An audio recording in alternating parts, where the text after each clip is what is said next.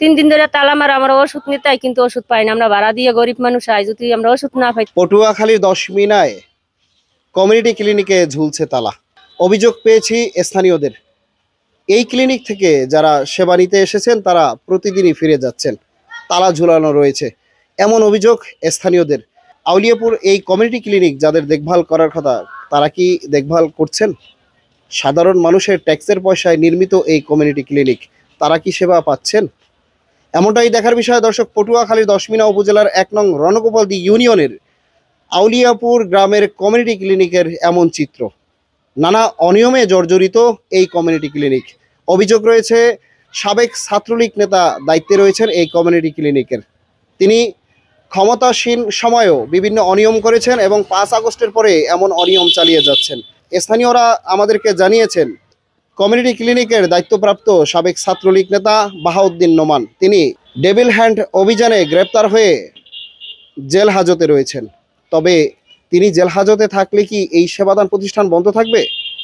বেতন কি তার বন্ধ থাকবে?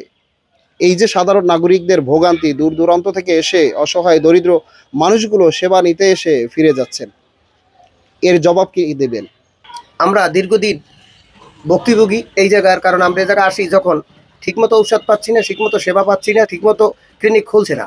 কেন খুলছে না বা কী কারণে খুলছে না তা আমরা জানি না, কিন্তু আমাদের দেখেছি সকাল হইতে এই পর্যন্ত অনেক মানুষগুলো আসছে। আজকে 3-4 দিন যাবৎ মানুষগুলো ঘুরতেছে, অসুস্থ মানুষগুলো আসতেছে সেবা দানকারীর কাছে সেবা পাবে, কিন্তু সেবার নামে অনিয়ম চলতেছে।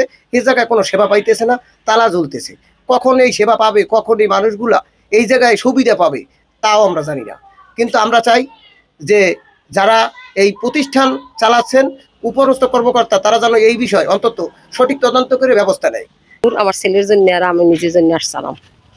বাচ্চার ঠান্ডা জ্বর, আমার একটু ঠান্ডা, শরীর চাবাইছিল, এর লেগে ঔষধের জন্য আসছিলাম। এত দেখি হসপিটাল বন্ধ। আমরা আইসি ঔষধ নিতে, ঔষধ আমরা পাই না। ওষুধ চাইতে গেলে হ্যাঁ কেমন নশকতা করে, এসে দিই তালা মারা।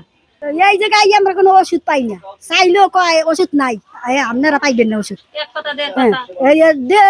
দাঁড়াইছে আমার করে দেয় না, হ্যাঁ গুরুত্বই দেয় না। আমরা রুগী নাকি, হ্যাঁ কোনো দেয় না আমাকে। এবার আমরা আগেই যাই ওষুধ নিতে আইসি, তফাৎ গনে টাকা খরচা করিয়ে আমরা ওষুধ পাই নাই, তালা মারাই দেখি। এটা প্রায় সময় বন্ধ থাকে, ঠিক মতন এটা চালাচ্ছে না।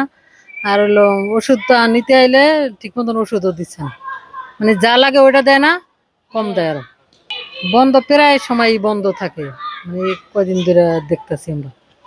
এরা ওই মাঝে মাঝে ওষুধ দিতে পায় না, বন্ধ থাকে। আর ওষুধ চাইলে হ্যাঁ ওষুধ নাই। গরিব মানুষ, টাকা নাই দেখিয়ে আমরা ওষুধ নিতে আই, যাতে কোনো ওষুধ পাই আমরা সুবিধা থাকি, সুস্থ থাকি। কিন্তু 2-3 দিন দেখি যাই, ডেলি আসি, কিন্তু ওষুধ পাই না, ওষুধ থাকে বন্ধ। তাহলে আমরা কিভাবে চলুন? তাহলে এটা বন্ধ, খোলা রেখে লাভ কি? তাহলে বন্ধ করে গরিবের কোনো সাহায্যের দরকার নাই।